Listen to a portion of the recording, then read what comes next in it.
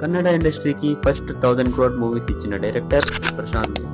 ఆయన ఔరా ఆ లెవెల్లో ఉంటుంది. దాన్ని అచీవ్ చేయడానికి డైరెక్టర్స్ కి ఇయర్స్ పడుతుంది. ఇప్పటి వరకు ఆయన కెరీర్ లో టోటల్ గా 4 మూవీస్ మాత్రమే డైరెక్ట్ చేశారు. ఫ్లాప్ అనేది పక్కన పెడితే hit or super hit list లో కూడా ఈ మూవీస్ ఉండవు. ఎందుకంటే 4 బ్లాక్ బస్టర్స్. అయితే ఆయన ఫస్ట్ మూవీ ఉగ్రం, ఇది 2014 లో రిలీజ్ అయ్యింది. దీని బడ్జెట్ అప్రాక్సిమేట్ గా 4 crores అండ్ మూవీ టోటల్ గా 30 crores కలెక్ట్ చేసింది.